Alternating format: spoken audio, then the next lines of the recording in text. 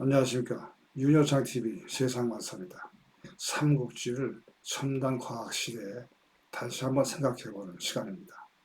시너지 효과라는 말이 있습니다. 두 사람의 힘을 합쳤을 때 두 배의 효과가 나오는 것이 아니라 세 배, 네 배 또는 그 이상의 효과를 내는 경우입니다. 그 반대의 경우도 있어요. 두 사람이 서로 상대방의 힘을 못쓰게 방해하는 경우입니다. 우리는 살아가면서 많은 사람을 만납니다. 어떤 사람은 내게 좋은 협력자가 되고 또 다른 사람은 내가 하는 일을 방해하는 일을 합니다. 사람이 20명 또는 30명이 모이게 되면 그 중에는 반드시 자신에게 적대감을 보이는 사람이 있습니다. 이것이 이제 사회생활을 어렵게 합니다. 사람의 능력이 클수록 더 강한 적대자나 반대자를 만나게 됩니다. 이것은 일종의 법칙이라고 할 수가 있습니다. 피할 수가 없어요. 왜 그럴까? 거기에 대해서 한번 생각을 해보겠습니다. 삼국지에서 보면 유비와 조조가 이런 적대 관계에 있습니다. 만약에 유비가 없었다면 조조는 쉽게 천하를 통일할 수 있었을 것입니다. 반대로 조조가 없었더라면 유비는 자신의 뜻을 달성할 수 있었을 것입니다. 그러나 두 사람은 서로 싸움을 하다가 죽게 됩니다. 적벽대전에서 총나라의 제갈량과 오나라의 장수 주유는 초면의 협력 관계에 있었어요. 그러다가 갈라서게 됩니다. 주유는 탁월한 인물이었지만 제갈량의 치약을 타결할 수가 없었습니다. 결국 피를 토하면서 죽게 됩니다. 죽기 직전에 한 말이 하늘이 주유를 냈으면 왜 제갈량을 냈는가? 이런 한맺힌 탄식을 합니다. 위대하다고 생각되는 인물에게는 그에 걸맞는 적수가 있습니다. 마치 사자에게 하이에나란 천적이 있듯이 사람에게도 그런 천적이 있게 마련입니다. 시야를 넓혀서 생각해 볼 때 어떤 사람에게 적대적인 사람이 있다면 그냥 어쩌다가 따라오는 것이 아니라 필수적으로 존재하게 됩니다.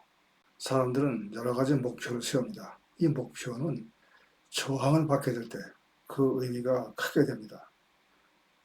만약에 어떤 사람이 쉽고 아무런 저항 없이 목표를 달성한다면 우리는 그 사람이나 그 업적을 위대하다고 말하지 않습니다.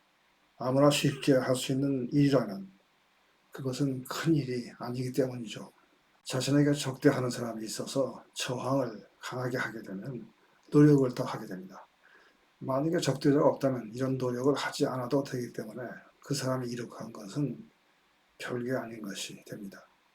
사람의 능력은 이런 저항하는 것과의 투쟁을 통해서 발달합니다. 우리 몸도 이런 저항을 통해서 강하게 됩니다. 근육이 생기고 힘이 생깁니다. 정신적인 거, 인내심이나 투쟁심도 마찬가지입니다. 이렇게 볼 때 적대자는 발전에 필요합니다. 반대가 없으면 발전이 아닌 정체가 발생합니다. 어떤 상황이나 사람이 그것에 반대하는 상황이 있게 될 때 더 노력하게 되고 대화하고 투쟁함으로써 극복해가며 발전된 상태에 도달합니다. 주위에 있는 사람이 사소한 일을 가지고 계속 시비를 걸거나 비판적으로 나오면 피곤한 일이죠. 그런데 바로 이런 스트레스 요인이 사람을 발전하게 만드는 면도 있습니다. 적대자가 있어서 압박감을 느낄 때 또는 불리한 환경에서 그것에서 벗어나기 위한 노력을 할 때 뭔가 배우는 것이 있습니다.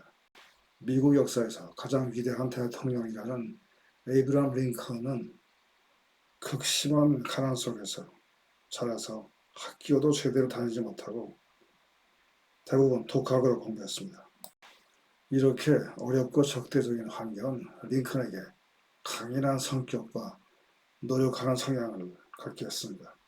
압박감 속에서 문제를 해결하는 능력을 키워줬습니다. 링컨은 노예 해방을 추진했죠. 당시의 노예 제도는 엄청난 이권이 걸려 있었습니다. 거기에 큰 반발이 있었다는 것은 충분히 상상할 수가 있습니다. 그러나 이러한 적대자들이 오히려 링컨에게 더 힘을 갖게 하고 그래서 어려운 환경을 극복하고 성공을 했습니다. 사람이 성공할수록 그에게 반대하는 세력의 규모도 크게 됩니다.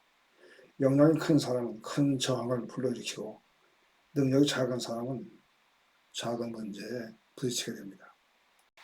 그래서 위대한 인물에게는 위대한 적수가 있다는 말을 합니다.